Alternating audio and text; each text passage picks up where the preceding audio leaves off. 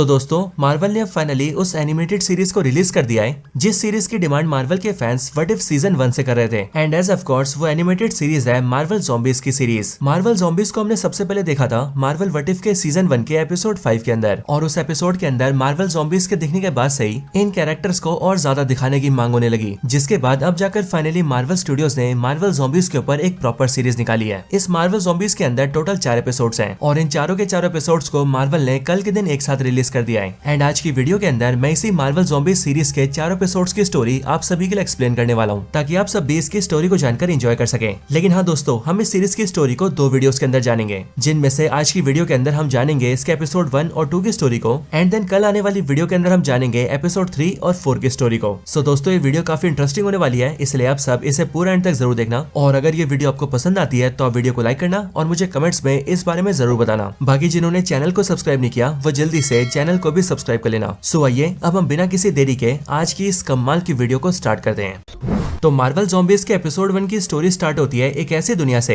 जिस दुनिया के लगभग सारे कैरेक्टर्स ज़ॉम्बी बन चुके हैं। और दोस्तों, इस बात के चांसेस काफी ज्यादा हैं कि ये दुनिया बिल्कुल वही यूनिवर्स है जिसे हम सभी को मार्वल व्हाट इफ सीजन 1 के एपिसोड 5 में दिखाया गया था। अब कहानी स्टार्ट होती है न्यूयॉर्क सिटी से, जहाँ पर हम एक ज़ॉम्बी को देखते हैं। लेकिन अगले पल कोई ज़ॉम्बी के सर पे तीर मारता है जिससे कि ज़ॉम्बी खत्म हो जाता है। लेकिन फिर इसके अगले पल हमें पता लगता है कि ये तीर मारने वाली और कोई नहीं बल्कि केट बिशॉप है, जो कि इस टाइम पर रिरी विलियम्स, कमाला खान और ज़ॉम्बी बन चुके आयरन मैन की बॉडी के साथ है। और दोस्तों, यहाँ पर हम ये नोटिस करते हैं कि ये जो आयरन मैन की बॉडी है इसके अंदर फ्राइडे एआई इंस्टॉल्ड है जो कि इसे कंट्रोल कर रही है। और हो सकता है कि रिरी विलियम्स ने इसके अंदर चेंजेस किए हों, जिसके बाद से ये बॉडी रिरी विलियम्स की टीम का साथ दे रही है। बाकी दोस्तों, आयरन मैन की बॉडी दिखने में अजीब ना लगे, इसके लिए रिरी विलियम्स ने इसके सर पे एक टेडी भी डाला हुआ है। अब इन चारों की टीम बेसिकली पूरे शहर में घूम घूम कर सारे ज़ॉम्बीज को मार रहे होते हैं। लेकिन इसके साथ ही हम ये भी देखते हैं कि इस टाइम पर पूरे शहर की हालत बहुत ज्यादा खराब है। लेकिन अब इसके आगे जब ये लोग शहर में चल रहे होते हैं तब अचानक से इनके सामने क्विंजेट आता है और वो जमीन पर टकराते हुए लैंड कर जाता है। क्विंजेट को देखकर इन्हें ऐसा लगता है कि शायद से उसके अंदर हो ना हो कोई ह्यूमन होगा, और इसीलिए चारों के चारों जल्दी से उस क्विंजेट के अंदर जाते हैं और अंदर आकर क्विंजेट में बैठे हुए इंसान को देखते हैं। बट अंदर आने के बाद ही उन्हें पता लगता है कि वो भी असल में कोई ह्यूमन नहीं बल्कि एक ज़ॉम्बी है। लेकिन रिरी विलियम्स जल्दी से उस ज़ॉम्बी की बॉडी को स्कैन करती है, जिसके बाद उन्हें पता लगता है कि उस ज़ॉम्बी के पेट के अंदर एक काफी खास तरह का ट्रांसमीटर छुपा हुआ है, और वो ट्रांसमीटर काफी स्पेशल है और शायद इसीलिए इस ज़ॉम्बी ने उसे छुपाने के लिए अपने पेट में डाल लिया है। और फिर उस ट्रांसमीटर को निकालने के लिए कमाला खान अपनी पावर्स को यूज करती है एंड वो ज़ॉम्बी के पेट के अंदर से उस ट्रांसमीटर को बाहर निकाल लेती है। लेकिन इसके ठीक बाद ही वो लोग देखते हैं कि उन पर किसी ने हमला कर दिया है। इस अटैक को देखकर केट बिशॉप समझ जाती है कि अटैक करने वाला और कोई नहीं बल्कि हॉकाई है, जो कि बिना रुके उन चारों पर अपने तीर से अटैक करने लगता है। लेकिन फिर ये देखकर केट बिशॉप थोड़ा सा छुपती है और वो छुप के हॉकाई पर एरो चलाती है, जिसके बाद एक एरो हॉकाई को लगता भी है। एंड फिर इसी चीज का फायदा उठाकर वो चारों के चारों वहाँ से भाग जाते हैं। अब इसके बाद वो चारों के चारों एक घर में घुसते हैं और वहाँ पर आकर थोड़ा सा आराम करते हैं। इसी टाइम पर रिरी विलियम्स उस ट्रांसमीटर के ऊपर रिसर्च करती है, जिसके बाद जब वो उस बारे में जान जाती है तब वो अपने दोस्तों को बताती है कि ये असल में काफी खास तरह का ट्रांसमीटर है। एक ऐसा ट्रांसमीटर जो कि साइज में तो काफी छोटा है लेकिन इसके फ्रीक्वेंसी का लेवल बहुत ही बड़ा है। आगे वो ये बताती है कि इस ट्रांसमीटर को डेवलप किया है शील्ड ने, और सिर्फ ये नहीं बल्कि जब ये ज़ॉम्बी वाला प्लेग फैला था एंड धीरे धीरे करके सारे लोग ज़ॉम्बी बनते जा रहे थे, तब उसके बाद ही शील्ड वालों ने इस पूरे ज़ॉम्बी प्लेग को खत्म करने के लिए एक डिवाइस को क्रिएट किया था। और ये छोटा सा ट्रांसमीटर बेसिकली उसी का पार्ट है। लेकिन ये ट्रांसमीटर क्या क्या कर सकता है इस बारे में जानने के लिए हमें शील्ड का मदरबोर्ड चाहिए होगा, और वो इसीलिए क्योंकि इसके अंदर जो भी डेटा है वो सारा का सारा एनक्रिप्टेड है, जिस वजह से अगर हमें इसे डिकोड करना है और इसके बारे में चीजें जाननी है तो हमें शील्ड के मदरबोर्ड की जरूरत होगी। अब इसके आगे रिरी विलियम्स बताती है कि अब हमें जल्दी से जल्दी शील्ड के किसी ऑफिस तक जाना होगा, और जैसा कि मैं जानती हूँ कि यहाँ से सबसे पास शील्ड का एक ऑफिस ओहायो सिटी में है। एंड दोस्तों, मैं भी आपको बता दूं कि न्यूयॉर्क सिटी से ओहायो 800 से 900 किलोमीटर दूर है। लेकिन अब क्योंकि रिरी विलियम्स और उसकी टीम के पास और कोई भी रास्ता नहीं है, इसीलिए वो लोग डिसाइड करते हैं कि वो लोग सीधा गाड़ी से वहाँ जाएंगे और ओहायो पहुंचकर शील्ड के ऑफिस में जाके इस चीज के बारे में और ज्यादा जानेंगे। और फिर इसीलिए वो लोग जल्दी से घर से बाहर निकलते हैं और एक गाड़ी में बैठकर सीधा ओहायो के लिए निकल जाते हैं। बाकी इतने में दोस्तों सीन शिफ्ट होता है और हम सीधा उसी क्विंजेट को देखते हैं जिस क्विंजेट के अंदर से रिरी विलियम्स और उसकी टीम को वो ट्रांसमीटर मिला था। यहाँ हम ये देखते हैं कि इस क्विंजेट के अंदर का जो ज़ॉम्बी होता है वो अभी भी जिंदा होता है, बट इस टाइम पर इसके सामने ओकोई और उसके साथ साथ बहुत सारे ज़ॉम्बीज होते हैं। एंड हम यहाँ पर ये चीज नोटिस करते हैं कि यहाँ के सारे ज़ॉम्बी ओकोई ज़ॉम्बी की बात मानते हैं। इन सारे ज़ॉम्बीज के बीच यहाँ पर हॉकाई भी होता है। अब दोस्तों, यहाँ पर हम ये नोटिस करते हैं कि ये जो ज़ॉम्बी ओकोई होती है इसकी आंखें लाल रंग की होती है, और जैसा कि हमने इससे पहले देखा था कि लाल आंखें ज़ॉम्बी स्कारलेट विच की थी। एंड इसीलिए यहाँ से हमें ये बात तो समझ में आ जाती है कि जो ज़ॉम्बी स्कारलेट विच है उसने ओकोई को अपना गुलाम बना लिया है एंड उसने उसके अंदर अपनी कुछ मैजिकल पावर्स भी डाल रखी है, जिस वजह से ओकोई की जो आंखें वो लाल रंग की हो गई है। लेकिन सिर्फ ये नहीं बल्कि ओकोई के सामने जितने भी ज़ॉम्बीज खड़े होते हैं उन सब की आंखें भी लाल रंग में ग्लो कर रही होती है, जिससे कि हमें ये भी पता चल जाता है कि ओकोई ने इस मैजिक का इस्तेमाल इन सारे ज़ॉम्बीज के ऊपर भी किया है, जिससे कि अब ये सारे ज़ॉम्बीज स्कारलेट विच के गुलाम बन चुके हैं एंड स्कारलेट विच इन सारे ज़ॉम्बीज की रानी है। एंड दोस्तों, इतने में हम ये भी देखते हैं कि जब इन सारे ज़ॉम्बीज के बीच हॉकाई ओकोई के पास चलकर आता है तब ओकोई इस पावर का इस्तेमाल हॉकाई के ऊपर भी करती है, जिसके बाद देखते देखते हॉकाई की आंखें भी लाल हो जाती है और वो भी स्कारलेट विच का गुलाम बन जाता है। हालांकि इसके बाद ये शिफ्ट होता है और हम एक बार फिर से रिरी विलियम्स, कमाला खान और केट बिशॉप को देखते हैं, जो कि तीनों फ्राइडे को अपने साथ गाड़ी में लेकर ट्रेवल कर रहे होते हैं और सीधा ओहायो जा रहे होते हैं। बट अब अचानक से रास्ते में उन पर हमला हो जाता है और वो लोग ये नोटिस करते हैं कि हवा में से उन पर आग के गोले गिर रहे हैं। अब वो लोग इस हमले से बचने की कोशिश करते हैं, लेकिन एक अटैक उनकी गाड़ी पर लगता है, जिस वजह से उनकी गाड़ी पलट जाती है और सबके सब उससे बाहर निकल जाते हैं। लेकिन वो लोग ये देखते हैं कि हमला रुक नहीं रहा है, बल्कि हमला और ज्यादा बढ़ चुका है और उनके ऊपर आसमान से बिजली और आग के गोले गिरते जा रहे हैं। अब ये लोग इन सब से बचने की कोशिश कर ही रहे होते हैं कि उसी टाइम पर वहाँ पर बहुत सारे ज़ॉम्बी भी आ जाते हैं। लेकिन अचानक से उन सारे ज़ॉम्बीज पर एक बहुत ही बड़ा अटैक होता है, जिससे कि सारे के सारे ज़ॉम्बी मारे जाते हैं। अब इसके बाद वो लोग ये देखते हैं कि उनके पास दो लोग आ चुके हैं, जिन दोनों में से एक इटर्नल होता है और दूसरी होती है कैप्टन मार्वल, लेकिन ज़ॉम्बी वाली। और यही ज़ॉम्बी कैप्टन मार्वल इस टाइम पर एक इटर्नल से फाइट कर रही होती है एंड इन्हीं दोनों की हवाई फाइट की वजह से नीचे आग और बिजली गिर रही थी। अब दोस्तों यहाँ पर केट बिशॉप के पास एक ट्रिक एरो होता है, वो भी हॉकाई का, एंड ये वाला एरो उसे तब मिला था जिस टाइम पर हॉकाई ने उन पर अटैक किया था और केट ने इस एरो को पाकर इसे बचा कर रखा था ताकि वो इसका इस्तेमाल किसी खास मौके पर कर पाए। एंड इसी वजह से केट बिशॉप यहाँ पर इस एरो का इस्तेमाल करती है और उससे सीधा ज़ॉम्बी कैप्टन मार्वल को मारती है, ये सोचकर कि उससे ज़ॉम्बी कैप्टन मार्वल या तो मर जाएगी या फिर घायल हो जाएगी। लेकिन वो वाला एरो जैसे कैप्टन मार्वल को लगता है, वैसे हम ये जानते हैं कि उस ट्रिक एरो के अंदर कोई खास पावर नहीं होती, क्योंकि उसके अंदर से सिर्फ दिवाली के पटाखे फूटते हैं। और फिर इसीलिए अगले पल ज़ॉम्बी कैप्टन मार्वल अपनी पावर से केट बिशॉप को जलाकर खाक कर देती है। अपने टीम मेंबर को अपने सामने मरते हुए देखकर कमाला खान और रिरी विलियम्स को बहुत ज्यादा बुरा लगता है। यहाँ तक कि कमाला खान तो कैप्टन मार्वल पर अटैक भी कर देती है, बट रिरी विलियम्स ये जानती थी कि कमाला ज़ॉम्बी कैप्टन मार्वल को नहीं हरा सकती है। और फिर इसीलिए रिरी विलियम्स फ्राइडे को जल्दी से अपना ट्रांसमीटर देती है एंड साथ ही उसे ये कमांड देती है कि वो कमाला खान को लेकर किसी सेफ जगह पर चली जाए। इसके बाद फ्राइडे बिल्कुल ऐसा ही करती है, वो जल्दी से कमाला खान को अपनी पीठ पर बिठाती है और उसे उड़ाकर किसी दूर जगह सेफ ले जाती है। इसके बाद वो ट्रांसमीटर को कमाला को दे देती है एंड फिर वो कमाला खान से कहती है कि मेरा पहला ओनर टोनी स्टार्क था, लेकिन अब मेरा ओनर जा चुका है और इसीलिए मेरी जो दूसरी ओनर है वो है रिरी विलियम्स, लेकिन मैं अपने पहले ओनर टोनी स्टार्क की तरह रिरी विलियम्स को नहीं खो सकती। और फिर इसीलिए कमाला खान से ये बोलकर फ्राइडे जल्दी से रिरी विलियम्स की हेल्प के लिए वापस जाती है। इधर कमाला खान ये नोटिस करती है कि जहाँ पर वो खड़ी है वहीं पर इटर्नल और ज़ॉम्बी कैप्टन मार्वल लड़ते लड़ते आ चुके हैं एंड इसीलिए उनकी लड़ाई से होने वाली तबाही से बचकर कमाला वहाँ से भागने लगती है। लेकिन भागते भागते कमाला खान गिर जाती है और गिरते ही बेहोश हो जाती है। लेकिन इसके बाद जैसे कमाला खान की आंखें खुलती है, वैसी वो देखती है कि वो इस टाइम पर सही सलामत है एंड उसके सामने ब्लेड बैठा हुआ है, जिससे कि हमें भी ये पता लगता है कि कमाला खान की जान ब्लेड ने बचाई है। हालांकि दोस्तों यहाँ पर हम ये भी नोटिस करते हैं कि ये वाला ब्लेड कोई मामूली ब्लेड नहीं होता, बल्कि ये ब्लेड होता है मून नाइट, और वो इसीलिए क्योंकि खोंशू ने इसे अपना अवतार चुना होता है। अब असल में इस वाले यूनिवर्स के अंदर भी एक मार्क स्पेक्टर हुआ करता था और खोंशू ने उसे ही मून नाइट बना रखा था। लेकिन जब ज़ॉम्बी प्लेग फैला तब मार्क स्पेक्टर भी उसकी चपेट में आ गया और वो भी देखते देखते एक ज़ॉम्बी बन गया, जिस वजह से खोंशू ने उससे अपनी पावर्स वापस छीन ली और उसने अपना नया अवतार ब्लेड को बना लिया एंड इसीलिए इस टाइम पर ब्लेड नया मून नाइट है। अब यहाँ पर कमाला खान जैसी ब्लेड को अपने सामने देखती है, वैसी वो उससे उसके बारे में पूछती है, जिस पर ब्लेड उसे बताता है कि उसका नाम ब्लेड है और वो खोंशू गॉड के कहने पर लोगों की मदद करता है। बट ये बात सुनते ही कमाला खान ब्लेड से कहती है कि इस टाइम पर मुझे अपने दोस्तों के साथ होना चाहिए क्योंकि उन्हें मेरी मदद की जरूरत है। लेकिन कमाला की बात पर ब्लेड उसे जवाब देता है कि अब उसके दोस्त जा चुके हैं और अब इसीलिए तुम उनसे कभी नहीं मिल सकती। ये बात सुनकर कमाला खान को बहुत बुरा लगता है और फिर इसीलिए वो अपने हाथ में ट्रांसमीटर देखती है एंड उसे देखते हुए कहती है कि मेरे दोस्तों ने इसके लिए अपनी जान दे दी है और अब इसीलिए मैं उनकी कुर्बानी को बर्बाद नहीं होने दूंगी एंड अब मैं किसी भी तरह से ओहायो सिटी में जाकर शील्ड के ऑफिस में जाऊंगी। कमाला की बात सुनकर ब्लेड उससे कहता है कि मैं तुम्हारी हेल्प करूंगा और मैं तुम्हें ओहायो लेकर जाऊंगा। अब इसके बाद ही ब्लेड कमाला खान को अपनी बाइक पर बिठाता है और उसे वहाँ से सीधा ओहायो सिटी लेकर जाता है। अब वो लोग ओहायो सिटी में जैसे शील्ड के ऑफिस तक पहुंचते हैं, वैसे वहाँ पर आकर वो लोग ये देखते हैं कि शील्ड के ऑफिस के बाहर इस टाइम पर बहुत सारे ज़ॉम्बीज खड़े हैं, लेकिन वो सारे के सारे ज़ॉम्बीज सिर्फ खड़े होते हैं, ना ही वो हिल रहे होते हैं और ना ही किसी पर हमला कर रहे होते हैं। अगले पल ज़ॉम्बीज के पीछे से उन्हें किसी की आवाज आती है जो कि उनसे पूछती है कि आखिरकार तुम लोग यहाँ पर किस काम से आए हो। उसकी आवाज सुनकर कमाला खान उसे जवाब देती है कि वो इस टाइम पर शील्ड के ऑफिस में आई है, जहाँ पर उसे इस टाइम पर बहुत जरूरी काम है। कमाला की आवाज सुनकर वो सारे के सारे ज़ॉम्बीज को हटने के लिए कहती है, जिसके बाद ही सारे के सारे ज़ॉम्बीज दो हिस्सों में बढ़ जाते हैं और बीच का रास्ता साफ हो जाता है। जिसके बाद ही ब्लेड कमाला को लेकर सीधा आगे बढ़ता है। जिसके बाद हम लोग भी ये नोटिस करते हैं कि उन सबके सामने रेड गार्डियन, एजेंट मलीना और यलीना होते हैं और उन तीनों के साथ साथ उनके कई सारे सोल्जर्स भी होते हैं। यहाँ पर कमाला खान इस चीज को नोटिस करती है कि ये सब लोग मिलकर इन सारे ज़ॉम्बीज को कंट्रोल कर रहे हैं और इसीलिए कमाला खान एजेंट मलीना से पूछती है कि आखिरकार वो इन सबको कैसे कंट्रोल कर रही है। ये बात सुनकर एजेंट मलीना उसे बताती है कि वो असल में एक न्यूरोलॉजिकल एजेंट है, यानी कि ऐसी एजेंट जो कि दिमाग के बारे में सब कुछ जानती है और इसीलिए अपने ज्ञान की मदद से उसने इन सारे ज़ॉम्बीज के दिमाग को कंट्रोल कर रखा है और इन सबको कंट्रोल करके वो इन्हें इस बिल्डिंग के बाहर खड़ा करती है ताकि कोई अनजान ज़ॉम्बी उनकी बिना मर्जी के अंदर ना सके। अब उन दोनों से मिलकर यलीना उनसे पूछती है कि आखिरकार वो दोनों कौन है, जो सुनकर कमाला खान उसे बताती है कि उसका नाम कमाला खान है एंड साथ ही ब्लेड उन्हें बताता है कि उसका नाम ब्लेड है और वो खोंशू का अवतार है। अब इसके बाद कमाला खान उन सभी को वो ट्रांसमीटर दिखाती है एंड ट्रांसमीटर दिखाते हुए वो उन सबको बताती है कि इस वाले ट्रांसमीटर को असल में शील्ड वालों ने डेवलप किया है और ये ट्रांसमीटर शील्ड के उस प्लान का हिस्सा है जिस प्लान का इस्तेमाल करके वो लोग पूरी दुनिया से इस ज़ॉम्बी प्लेग को खत्म कर सकते हैं। लेकिन असल में बात यह है कि इस ट्रांसमीटर के अंदर जो भी डेटा है वो सारा इनक्रिप्टेड है और इसीलिए इस डेटा को देखने के लिए हमें शील्ड के अंदर के एक मदरबोर्ड की जरूरत है। कमाल की इस बात को सुनकर रेड गार्डियन उसे बताता है कि हमारे पास यहाँ पर शील्ड का एक मदरबोर्ड है और फिर इसलिए इस बात को जानते ही वो लोग जल्दी से बिना देरी किए इस ट्रांसमीटर को शील्ड के मदरबोर्ड में फिट करते हैं एंड सारी डिटेल्स बाहर निकालते हैं। सारी डिटेल्स को देखने के बाद एजेंट मलीना सभी को बताती है कि ये बात सच है कि इसे शील्ड ने डेवलप किया है और वो भी ज़ॉम्बी प्लेग को हटाने के लिए। एक्चुअली में ये एक ऐसा ट्रांसमीटर है जिससे हम दूर तक सिग्नल भेज सकते हैं और इन्फॉर्मेशन के हिसाब से इस ट्रांसमीटर को ऐसे डिजाइन किया गया है कि ये आउटर स्पेस के अंदर एक इंटर गैलेक्टिक अथॉरिटी को कॉन्टेक्ट कर सकती है, जिस अथॉरिटी का नाम है नोवा कॉर्प्स। और वो भी इसीलिए क्योंकि शील्ड को ऐसा लगता है कि नोवा कॉर्प्स के पास ऐसी टेक्नोलॉजी है जिस टेक्नोलॉजी का इस्तेमाल करके हम लोग अपनी दुनिया से ज़ॉम्बी प्लेग को खत्म कर सकते हैं। ये बात सुनकर रेड गार्डियन काफी खुश होता है एंड फिर वो और कमाला खान दोनों एजेंट मलीना से कहते हैं कि अगर ऐसी बात है तो हम जल्दी से ट्रांसमीटर का इस्तेमाल करते हैं और मदद बुलाते हैं। बट इस बात पर एजेंट मलीना उन सबको बताती है कि ये करना इतना भी आसान नहीं है और वो इसीलिए क्योंकि ये ट्रांसमीटर यहाँ से डायरेक्टली फ्रीक्वेंसी नहीं भेज सकता। वो ये बताती है कि आज से कुछ समय पहले जब वकांडा पर हमला हुआ तब उन सब चीजों की वजह से हमारी दुनिया के सारे सिग्नल्स तितर बितर हो गए और अब इसीलिए हम ना तो किसी सिग्नल को दुनिया से बाहर भेज सकते हैं और ना ही कोई सिग्नल बाहर से दुनिया में आ सकता है। लेकिन हाँ, इसका अभी भी एक तरीका बाकी है और वो तरीका ये है कि अगर हम अर्थ से बाहर चले जाएं और आउटर स्पेस में आ जाएं तो फिर वहां पहुंचकर हम इस ट्रांसमीटर का इस्तेमाल करके नोवा कॉर्प्स को कांटेक्ट कर सकते हैं। और सिर्फ यही नहीं बल्कि शील्ड वाले ऐसा कर भी रहे थे। एक्चुअली में शील्ड के जिस स्पेस पर इस ट्रांसमीटर को डेवलप किया गया था वो लोग वहां से इस ट्रांसमीटर को सीधा स्पेस में भेजने की तैयारी कर रहे थे ताकि ये ट्रांसमीटर स्पेस में आके सीधा नोवा कॉर्प्स से कांटेक्ट कर सके। लेकिन इससे पहले कि वो लोग इसे स्पेस में भेज पाते सारे ज़ॉम्बीज ने उनके बेस पर हमला कर दिया और उनका पूरा प्लान चौपट कर दिया। और फिर इसीलिए उन सारे ज़ॉम्बीज से इस ट्रांसमीटर को बचाने के लिए शील्ड वालों ने इस ट्रांसमीटर को एक क्विंजेट के जरिए बहुत दूर भेज दिया, जिसके बाद शायद से ये तुम्हें मिल गया। अब हालांकि ये लोग यहाँ पर ये प्लान कर ही रहे होते हैं कि आखिरकार वो लोग इस ट्रांसमीटर से नोवा कॉर्प्स को कैसे कांटेक्ट कर सकते हैं कि इतने में हम लोग ये देखते हैं कि उनके बेस पर एक अलार्म बजने लगता है जो रेड अलार्म खतरे का सिग्नल होता है। ये चीज देखकर एजेंट मलीना जल्दी से अपने कैमरेज को एक्सेस करती है, जिसके बाद बाहर के कैमरेज को देखकर उन्हें पता लगता है कि अभी उनके बेस के सामने एक ज़ॉम्बी खड़ी है जो ज़ॉम्बी और कोई नहीं बल्कि ओकोई होती है। और अब जैसा कि ओकोई की आंखें लाल होती है इसलिए वो देखकर एजेंट मलीना ये कहती है कि आखिरकार इस ज़ॉम्बी की आंखें लाल क्यों हैं। अब जैसा कि हम जानते हैं कि ब्लेड के अंदर खौंशों की पावर्स हैं, इसीलिए ब्लेड ओकोई को देखकर ये जान जाता है कि वो स्कारलेट विच की साथी है और इसीलिए उसे देखकर वो सभी को बताता है कि एक्चुअली में ये स्कारलेट विच की साथी है जो स्कारलेट विच सारे ज़ॉम्बीज की क्वीन बनी हुई है और इस टाइम पर ज़ॉम्बी स्कारलेट विच ने बहुत सारे ज़ॉम्बीज को अपने नीचे गुलाम बना रखा है। अब अगले पल हम ओकोई को देखते हैं जिसके अगल बगल में बहुत सारे ज़ॉम्बीज आने लगते हैं, यहाँ तक कि यहाँ पर एक ज़ॉम्बी कैप्टन अमेरिका भी होता है और यहाँ पर ओकोई इन सबसे कहती है कि जो चीज हमें चाहिए वो इसी बेस के अंदर है। ये चीज देखकर कमाला खान और अंदर के सारे लोग भी समझ जाते हैं कि ओकोई और ये सारे के सारे ज़ॉम्बी और किसी चीज के नहीं बल्कि इस ट्रांसमीटर के पीछे पड़े हैं, क्योंकि शायद से हो सकता है कि ये सब भी इस ट्रांसमीटर के बारे में जानते हैं कि इस ट्रांसमीटर के अंदर ज़ॉम्बी प्लेग को खत्म करने की पावर्स है एंड शायद ये लोग ये नहीं चाहते कि दुनिया से ज़ॉम्बी प्लेग खत्म हो। अब इसके आगे हम ये देखते हैं कि ओकोई सारे ज़ॉम्बीज को धीरे धीरे करके आगे बढ़ने के ऑर्डर्स देती है, जो चीज देखकर येलिना, रेड गार्डन और एजेंट मलीना भी तैयार होते हैं और वो अपने बेस के सारे सोल्जर्स को रेडी करते हैं ताकि वो लोग वॉर लड़ सके। इन सबके साथ ही एजेंट मलीना ने जितने सारे ज़ॉम्बीज के दिमाग को कंट्रोल कर रखा होता है वो उन सबको भी लड़ने के लिए तैयार कर लेती है। अब इसके बाद स्कारलेट विच के कंट्रोल वाले जितने भी ज़ॉम्बीज उन पर अटैक करने आ रहे होते हैं, बेस के सारे सोल्जर्स मिलकर उन पर हमला करते हैं और उन सभी पर बम के गोले फेंकते हैं, जिससे कि वहाँ पर बहुत बड़े बड़े ब्लास्ट होते हैं और कई सारे ज़ॉम्बीज एक ही बार में मारे जाते हैं। लेकिन फिर इसके बाद भी बहुत सारे ज़ॉम्बीज जिंदा बच जाते हैं और वो बेस के करीब आ जाते हैं। लेकिन वो लोग जैसे ही करीब आते हैं वैसे ही बेस के सामने जो ज़ॉम्बीज खड़े होते हैं, यानी कि वो ज़ॉम्बीज जो कि एजेंट मलीना के कंट्रोल में है, वो सभी स्कारलेट विच वाले ज़ॉम्बीज को मारने लगते हैं। हालांकि इसी लड़ाई के बीच हम ये देखते हैं कि ज़ॉम्बी कैप्टन अमेरिका एक डक्ट के जरिए सीधा बिल्डिंग के अंदर आ जाता है और इस टाइम पर हम ये देखते हैं कि इस ज़ॉम्बी कैप्टन अमेरिका की सिर्फ ऊपर की बॉडी होती है, क्योंकि अगर आपको याद हो तो व्हाट इफ के सीजन 1 के एपिसोड 5 के अंदर जब ये ज़ॉम्बी पहली बार दिखा था तब उस टाइम पर बकी ने इसी के शील्ड से इसकी बॉडी काट दी थी। अब हालांकि यहाँ पर आते ही ये सब पर अटैक करता है, जिसके बाद धीरे धीरे कई सारे ज़ॉम्बीज अंदर आ जाते हैं, जिसके रिस्पॉन्स में सबकी आपस में फाइट स्टार्ट हो जाती है। अब देखते ही देखते बेस के अंदर बहुत सारे ज़ॉम्बीज आ जाते हैं, जिस वजह से वो लोग डिसाइड करते हैं कि अब उन सबको मिलकर इस बेस से भागना पड़ेगा। लेकिन अब यहाँ से सबको निकालने के लिए एजेंट मलीना डिसाइड करती है कि वो खुद यहाँ पर रुककर इन सारे ज़ॉम्बीज से फाइट करेगी ताकि बाकी सब यहाँ से सेफली निकल पाए। और फिर ऐसा करने के लिए वो उन सबको वहाँ से भेज देती है और खुद वहाँ ज़ॉम्बी से लड़ने के लिए रुक जाती है। अगले पल वहाँ पर ओकोई और बहुत सारे ज़ॉम्बीज आ जाते हैं, लेकिन एजेंट मलीना अपने टेक का इस्तेमाल करके उन सारे ज़ॉम्बीज को अपने कंट्रोल में कर लेती है। लेकिन दोस्तों अगले पल ओकोई फिर से सारे ज़ॉम्बीज को अपने कंट्रोल में करती है और अपने वेपन का इस्तेमाल करके एजेंट मलीना को खत्म कर देती है। इधर बाकी टीम मेंबर्स के निकलने से पहले उन पर घोस्ट अटैक कर देती है, जो घोस्ट भी अब ज़ॉम्बी बन चुकी थी। लेकिन इससे ब्लेड फाइट करता है जो कि खौंशू का अवतार है और वो देखते देखते ज़ॉम्बी घोस्ट को खत्म कर देता है। लेकिन अगले पल उनके पास ज़ॉम्बी एबोमिनेशन आता है, बट उसके खुद तक पहुंचने से पहले बाकी सारे टीम मेंबर्स बाइक लेते हैं और बाइक से बेस से बाहर निकल के भाग जाते हैं। अब इसके बाद जब ये लोग बेस से काफी दूर आ जाते हैं तब वो लोग बेस को देखते हैं कि बेस पूरी तरह से जल चुका है और मेलिना ने उन सबको बचाने के लिए अपनी कुर्बानी दे दी है। एंड इसीलिए वो लोग डिसाइड करते हैं कि वो लोग मेलिना की कुर्बानी बर्बाद नहीं होने देंगे और वो लोग इस ट्रांसमीटर का इस्तेमाल करके दुनिया भर से ज़ॉम्बी प्लेग को खत्म करेंगे। लेकिन अब इसके लिए उन्हें जरूरत थी एक स्पेसशिप की जो कि उन्हें आउटर स्पेस पे लेकर जाए। और अब उसके लिए ब्लेड उन सबसे कहता है कि वो जानता है कि उन्हें शिप कहां पर मिल सकता है, जिसके बाद ही वो सबके सब शिप को ढूंढने के लिए ब्लेड के साथ चले जाते हैं। लेकिन अब दोस्तों यहीं पर ही एपिसोड 1 खत्म होता है और इसके ठीक बाद ही स्टार्ट होता है एपिसोड नंबर 2। अब एपिसोड 2 की स्टार्टिंग होती है शैंग-ची से, जहां पर हम वो वाला टाइम देखते हैं जिस टाइम पर शैंग-ची अपनी दोस्त के साथ होटल में काम कर रहा होता है। यहाँ पर इस टाइम पर बहुत बड़ी भगदड़ मची होती है और वो इसीलिए क्योंकि इन सब पर बहुत सारे ज़ॉम्बीज ने हमला कर दिया होता है, जिन सभी ज़ॉम्बीज से ये सारे लोग मिलकर बच रहे होते हैं। शैंग-ची भी अपनी दोस्त कैटी के साथ इन सबसे बच रहा होता है। लेकिन यहाँ पर ये दोनों ये चीज भी नोटिस करते हैं कि उनके आसपास काफी अजीब चीजें होती हैं, जैसे कि अचानक से कोई बहुत छोटा हो रहा होता है और कोई बहुत बड़ा हो रहा होता है। लेकिन अब अगले पल हम ये देखते हैं कि वहाँ पर कई सारे हेलीकॉप्टर्स आते हैं और उन्हीं में से एक हेलीकॉप्टर के अंदर होता है शैंग-ची का फादर यानी कि शू वैन-वू। और एज ऑफ कोर्स शू वैन-वू यहाँ पर अपने बेटे शैंग-ची को बचाने आया होता है, इसीलिए वो सीधा जल्दी से बैटल ग्राउंड में कूदता है और अपने 10 रिंग्स का इस्तेमाल करके ज़ॉम्बीज को मारने लगता है। अगले पल शू वैन-वू देखता है कि उसके बेटे शैंग-ची के हाथ में एक ज़ॉम्बी ने काट लिया है और फिर इसीलिए देखते देखते ज़ॉम्बी वायरस शैंग-ची के हाथों में फैलने लगता है और उसकी पूरी बॉडी में जाने लगता है। लेकिन ये देखकर उसका फादर उसे अपने 10 रिंग्स दे देता है, जिसके बाद 10 रिंग्स जैसे शैंग-ची के हाथों में आती है वैसे ही शैंग-ची ज़ॉम्बी बनने से बच जाता है और उसका सिर्फ एक हाथ ही बेकार होता है, या फिर यूं कहें उसका सिर्फ एक हाथ ही ज़ॉम्बी का होता है। लेकिन अब क्योंकि शैंग-ची के फादर ने अपने 10 रिंग्स शैंग-ची को दे दिए होते हैं, इसलिए उसके फादर शू वैन-वू को सारे के सारे ज़ॉम्बीज देखते देखते कच्चा चबाकर खा जाते हैं। लेकिन शैंग-ची के फादर के जो साथी होते हैं जो कि बाकी हेलीकॉप्टर से आए होते हैं, वो सब लोग वहाँ पर शैंग-ची और उसके साथियों को बचा कर ले जाते हैं। अब इसके ठीक बाद ही हमें पता लगता है कि ये सारी चीजें एक पास्ट की कहानी थी, क्योंकि अगले पल कहानी प्रेजेंट में आती है, जहाँ पर हम ये देखते हैं कि अब शैंग-ची,